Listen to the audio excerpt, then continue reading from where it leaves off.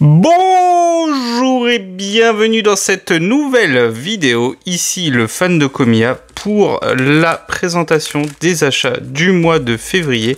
Et c'est que des cartes puisque effectivement j'ai enfin réussi, mais en même temps le contexte m'a aidé, donc c'est pas une décision que j'ai prise tout seul, mais pourquoi pas, c'est quand même toujours ça.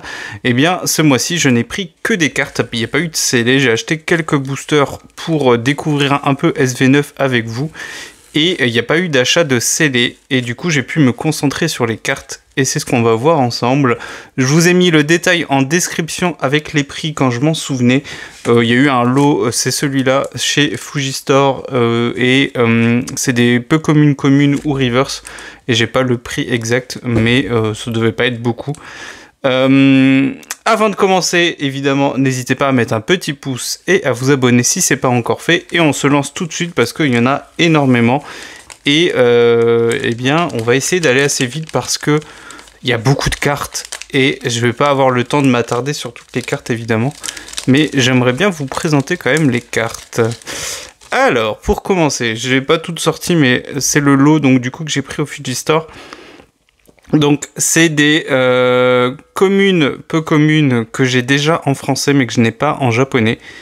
Et comme un certain youtubeur qui s'appelle Cards Hunter pour ne pas le citer, qui a le Master Set, si je dis pas de bêtises, en japonais Komiya. Je crois qu'il lui manque quelques cartes, mais en tout cas le classeur avait l'air bien complet. J'ai bien envie de commencer de le faire aussi, mais ça va prendre du temps. Donc c'est l'occasion qui fait le larron, comme on dit. Et en voyant ces cartes-là, je les ai prises. Alors après, à voir si je le fais parfaitement ou pas. Mais c'est vrai que j'en ai déjà un certain nombre en... elles sont très belles, hein, les cartes de Néo de Komiya.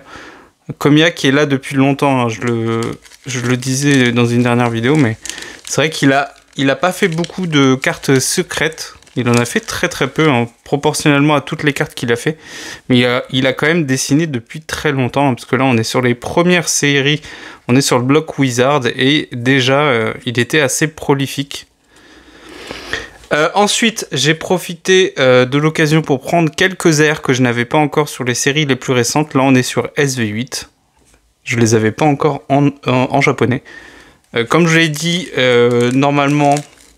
Si je m'en tiens à ce que j'ai dit, il y a de fortes chances que je me concentre quasiment exclusivement sur le japonais. Donc c'est pour ça que dernièrement les AR je les prends plutôt en japonais. Là on a un petit lot en anglais parce qu'il y a des cartes exclusives en anglais. Sur pas beaucoup de séries mais il y en a quelques-unes. Il y a aussi Skyridge. Alors quand je dis exclusive en anglais c'est en Europe et dans le monde occidental. Évidemment il y a des éditions qui existent aussi en japonais. Mais encore une fois, pour l'instant, voilà, on est sur l'optique de faire le set de Komiya en français / du coup anglais pour ces séries-là. Mais du coup, techniquement, c'est en français. Et après, pour potentiellement peut-être continuer en japonais, à voir.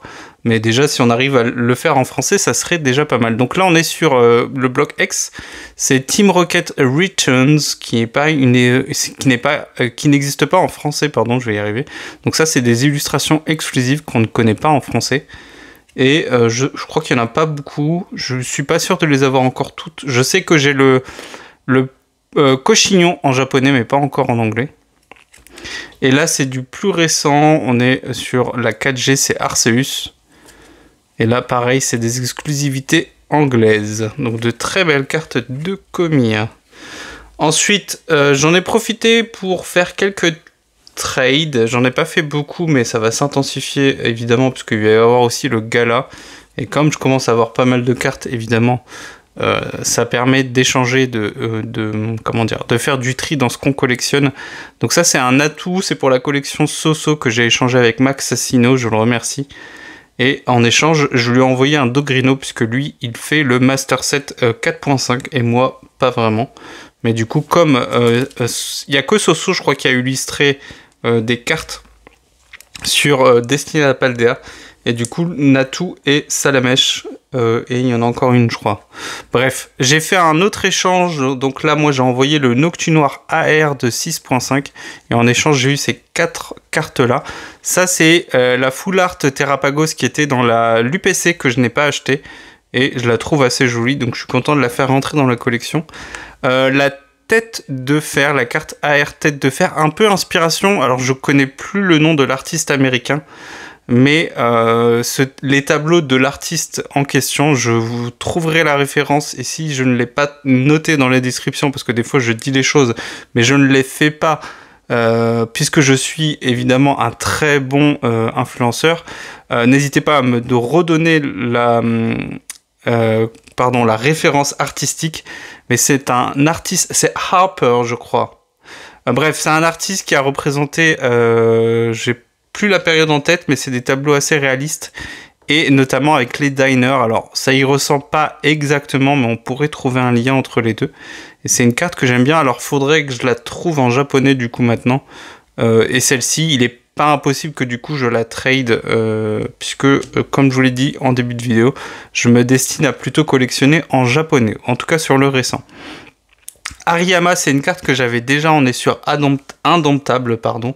Donc là, on est sur la 4G et je ne l'avais pas en reverse. Et maintenant, c'est bon, je l'ai en reverse. Donc du coup, j'ai la version normale et la reverse dans l'optique, un jour, peut-être, en sachant qu'évidemment, au niveau du bloc X, c'est très très cher d'avoir les illustrations de Komiya en normal et en reverse. Mais ça risque d'être très compliqué. Et enfin, pour avoir une valeur à peu près équivalente, hein, parce que le Noctis noir, on est au-delà des 18-20 euros, on en avait déjà parlé, et ça a peut-être encore échangé depuis. J'ai demandé à la personne qui m'a échangé les cartes, du coup, un petit pingolion, on est sur Ultra Prism, et c'est l'époque où il y avait des effets holo, alors certains appellent ça mosaïque, je sais plus exactement c'est quoi le nom, mais on voit que c'est comme si c'était du verre brisé, parce que ça ne correspond pas exactement à quelque chose d'uni. On le voit un tout petit peu. C'est des petits morceaux, il y a des petits morceaux. Voilà, donc ça c'était pour les trades dans ce lot. Ensuite, ça c'est une carte que j'avais déjà en français. En français c'est sur Génération. Et là on est sur la Poké Queen, alors je sais pas comment ça se dit, Collection. Donc c'est l'équivalent en français de Célébration, donc on est en 2016. Donc c'est les 20 ans si je dis pas de bêtises, oui c'est ça. Et du coup c'est les secrètes, puisqu'il y en a 32 au total, et il y en a une qui a été dessinée par Komiya. Et donc je l'avais déjà en français, donc c'est le Gloopty que j'avais déjà en français, mais là du coup je l'ai en japonais en édition 1. Ensuite, une petite commande, c'était pour avoir le Noir Fang, voilà, des fois je sais plus pourquoi je fais les commandes, et quand c'est comme ça, je vous l'ai déjà expliqué, j'essaye de rationaliser au niveau des frais de port, et donc le Noir Fang que j'ai eu pour pas très cher, hein, il code pas encore tant que ça, donc faut en profiter tant que c'est le cas, parce que c'est une carte que j'aime quand même bien. C'est un artiste qui est assez, qui cote assez dans le sens où il a fait des belles illustrations. N'hésitez pas à aller regarder le travail de cet artiste, c'est Kayama, si je dis pas de bêtises, oui c'est ça, Kayama, Tetsu Kayama, et il a fait de très belles illustrations. Ça c'était la promo qu'on avait du coup dans l'ETB EV7, et qui est dans le set Stellar Miracle en japonais. Faudrait que j'aille la chercher en japonais d'ailleurs. Ça, ce sont les cartes qui sont dans les petites valisettes qui sont sortis l'année dernière, et du coup j'avais pas, mais comme j'aime bien les Cosmos, eh bien la personne avait ces deux petites cartes qui valent pas grand chose, et donc je vais profiter pour en prendre. C'est les éditions de Force Temporelle, on le voit ici, du coup c'est pas il n'y a pas le stamp SVP, mais on voit le bord ici, c'est le bord qui est différent, et c'est pour ça qu'on parle d'effet Cosmos. Sur du plus récent pour la collection de Soso, j'ai pris le Sonistrel de Battle Partners pour pas grand chose, 3 € je crois, plus les frais de port, donc ça va encore. Et du coup il faudra que j'aille le chercher en français pour la collection de Soso, mais je suis content de l'avoir aussi en japonais. Ensuite, il y a une boutique sur l'île, c'est du achat-dépôt, enfin achat-vente, appelez ça comme vous voulez, c'est l'équivalent d'un cash converter, bref. Les cartes sont pas trop chères, donc là c'est un petit lot à un peu moins de 3 €. Donc la première carte c'est une Cosmo Holo du coffret Elector 251 que j'avais pas, donc du coup je vais pouvoir la mettre dans mon classeur de Cosmo Holo.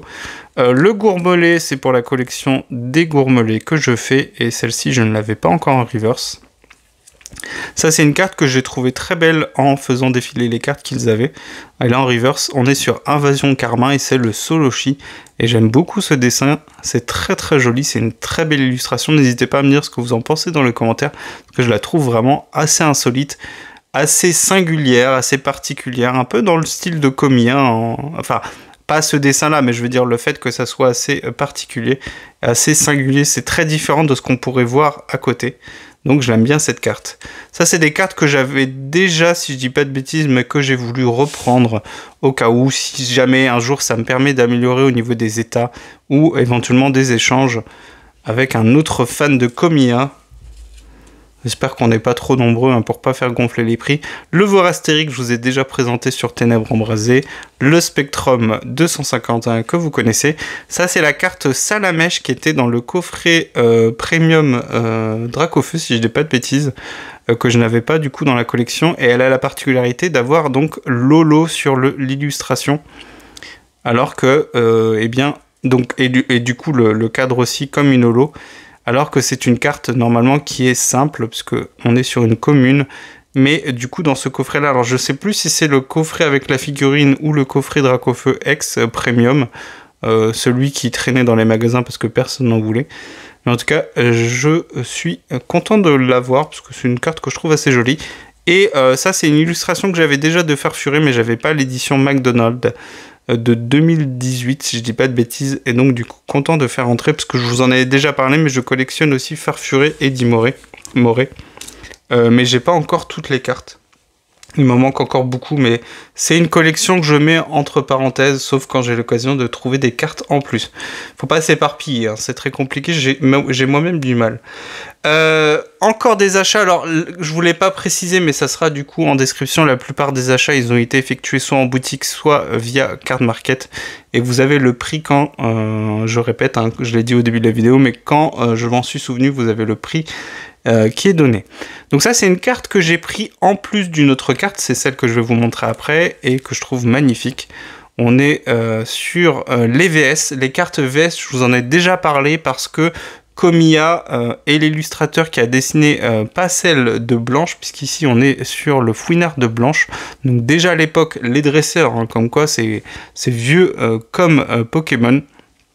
C'est vraiment, ça date vraiment des débuts de Pokémon, puisque ça c'est une édition je crois début des années 2000, exclusive au Japon, avec déjà à l'époque le petit dessin du dresseur, et donc du coup celui-ci c'est le Fouinard de Blanche, mais Komiya, je vais y arriver, à dessiner les Pokémon de Jasmine, et il y en avait quelques-uns que j'avais acheté au Royaume TCG, il m'en manque encore, et donc du coup celui-là je le trouve vraiment trop beau.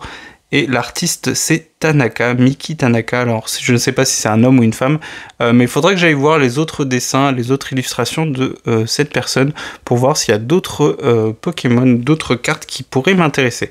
Et l'objet de cette commande, et du coup quand c'est comme ça, je répète, j'essaye de rationaliser au niveau des achats, c'était d'obtenir le duo, parce que j'aime bien les cartes qui se combinent entre elles. Il y en a beaucoup. Alors, il y a un duo récent que j'ai pas, mais il m'intéresse beaucoup moins. C'est le Vivaldin Aidin, mais je sais qu'il y a beaucoup de gens qui l'aiment, mais c'est pas trop mon cas. Il y a le Negapi Posipi de Faille Paradox. Je vous en ai déjà parlé parce que j'ai les deux. Il y a le fameux Caninos Elicia. J'ai aussi les deux. Je suis très content. Et du coup, celui-ci, je ne l'avais pas encore. Donc, c'est Pepper en français. Et en anglais, c'est Arven, si je dis pas de bêtises, qui sera mis à l'honneur d'ailleurs dans Heat Wave Arena. Et je vous cherche la carte qui va avec, parce que je l'ai aussi acheté. Si je la retrouve, elle n'est pas ici.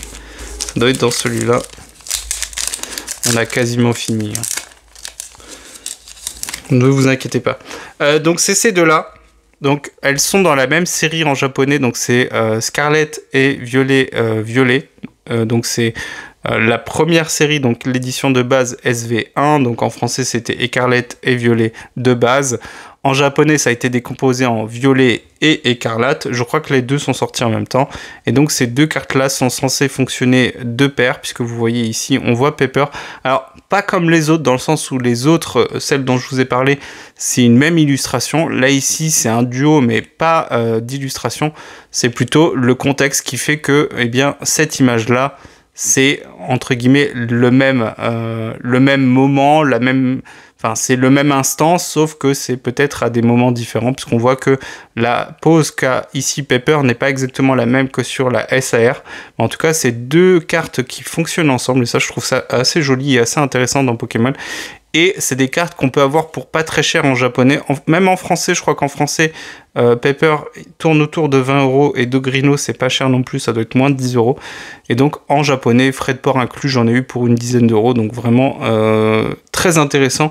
Et ça fait des choses à raconter, et c'est ça que j'aime bien avec ces cartes-là, c'est qu'il y a un contexte et c'est toujours assez plaisant de voir ça dans sa collection. Et on a bientôt fini, donc là on est sur les toutes dernières commandes. Donc j'avais voulu compléter au niveau des masques de Ogerpon, parce que c'est des cartes que j'aime bien. C'est un peu un petit plaisir coupable, hein, là où tout le monde ne les apprécie pas vraiment. Et ben c'est pas grave, ça fait des cartes pour pas très cher. Donc du coup, le masque du fourneau, et j'ai fait l'erreur, hein, ça arrive des fois, de reprendre le masque du puits alors que c'était le masque turquoise qui me manquait. Mais j'ai corrigé l'erreur à la fin du mois avant de passer au mois de mars. Je vous le montrerai juste après. Et sur cette commande, j'ai repris un petit frigo d'eau à 5 € avant que ça explose. Hein, parce qu'à mon avis, maintenant, il doit être peut-être au double. Toujours pareil, je vous l'avais déjà dit. Donc dans l'optique de faire grader chacune des cartes complète, dans le sens où le dessin fait toute la carte de Komiya, donc il y en a pas mal que je ferai grader en japonais, et donc je me suis dit bon, je vais pas en acheter une dizaine, mais comme ça me permettra de jauger laquelle des deux ou des trois, ça dépend des cartes. Il y a des cartes où j'ai 3 exemplaires, je pense au Rikorio dans c'est Zenith Supreme, mais l'équivalent en japonais, V-Star Universe. Mais en tout cas, ça me permet comme ça de jauger et d'envoyer la meilleure des deux ou des trois, pas pour avoir la meilleure note possible, mais quand même, histoire de dire que le produit perd pas trop de valeur, hein. Je grade pour garder, mais c'est vrai que c'est toujours pareil, hein. Ça coûte des sous, donc forcément plus on s'y retrouve au niveau financier, mieux c'est, même si on veut pas revendre. Mais bon, ça peut toujours arriver, hein, malheureusement. Et donc, en tout cas, quand j'ai l'occasion comme ça d'ajouter des cartes que j'ai déjà, mais que ça me permet d'en avoir en plusieurs exemplaires, je fais, surtout quand c'est pas trop cher. Et là, à 5 € ça allait encore. Sur SV9, je suis allé chercher la dernière arrière que je voulais vraiment dans ma collection. Les autres, je verrai. Et donc du coup, c'est le marque à crin de Battle Partners. Donc pour un peu plus d'1 €, vraiment pas grand chose.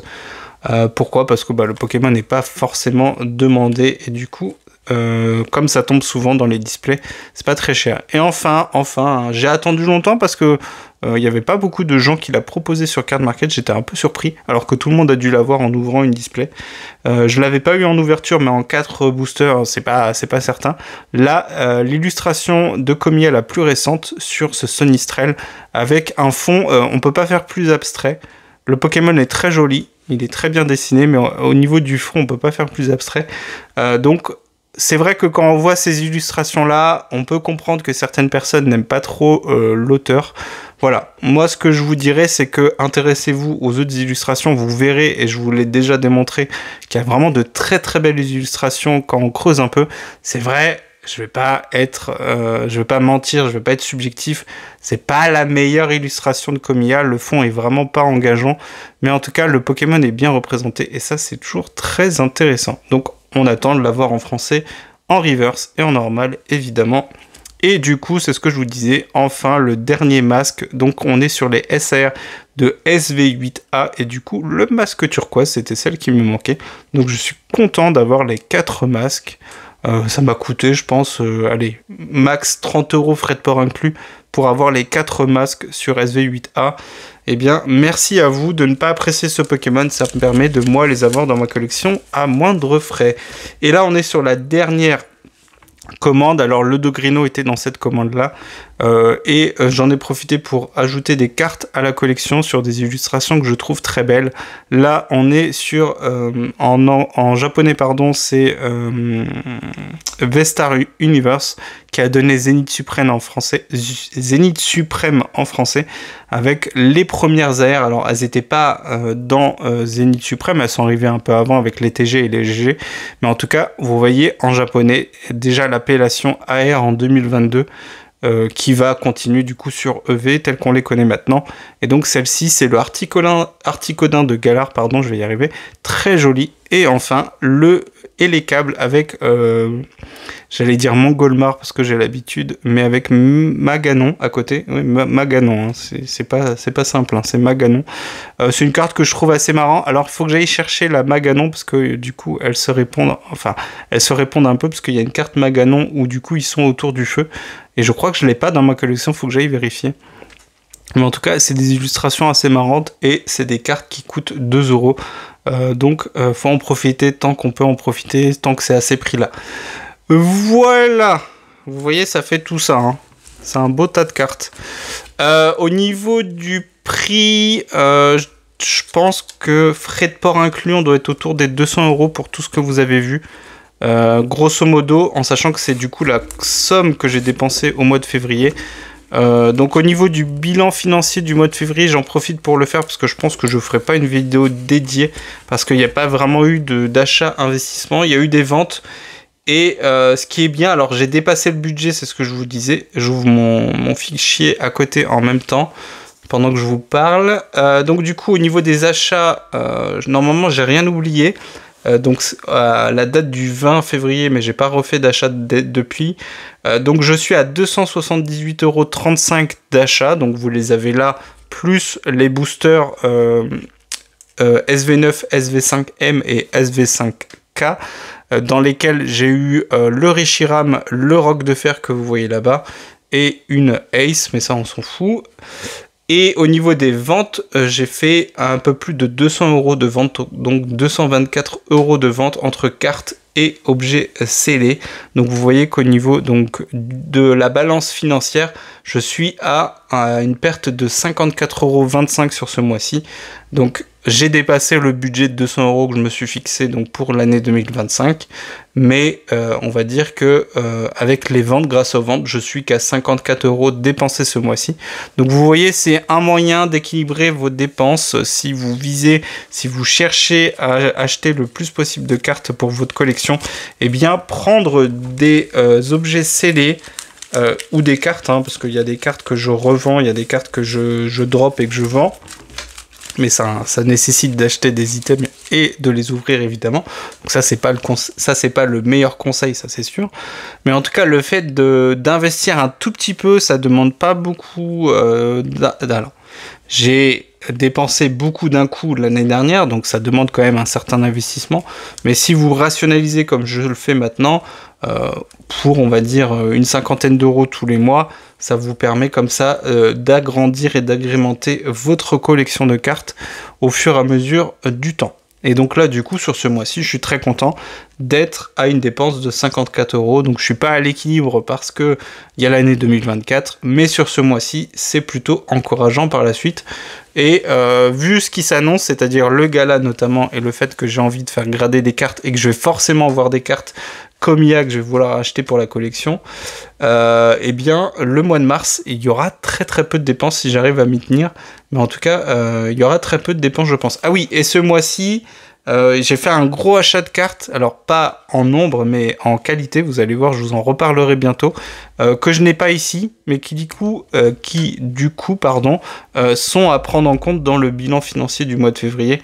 Donc du coup, à vrai dire, il manque 100 € de cartes dans le tas que je viens de vous présenter. C'est vrai que j'oublie de le mentionner, mais je les ai comptées dans le bilan financier, mais elles sont pas là ici, donc je vous les présenterai le mois prochain.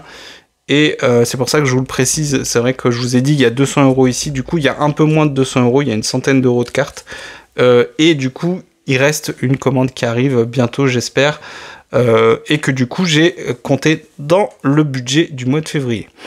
Voilà, c'est tout pour moi, je vous souhaite une bonne fin de semaine, et on se retrouve la semaine prochaine pour de prochaines vidéos. Je vais peut-être faire une vidéo sur le Pokémon Day en fonction de ce qui a été annoncé. Alors je sais pas si au moment où sortira cette vidéo, le Pokémon Day sera passé ou pas. Ça dépend, peut-être que je vais sortir cette vidéo le jeudi ou le vendredi, ça dépend de l'actualité. Mais en tout cas, je pense que je ferai une petite vidéo, peut-être le week-end, pour vous annoncer ce qui a été annoncé. Mais j'imagine que vous le saurez, évidemment. Mais peut-être juste pour donner mon avis par rapport à ce qui s'annonce. Allez, cette vidéo a duré trop longtemps. On se dit à bientôt. Ciao!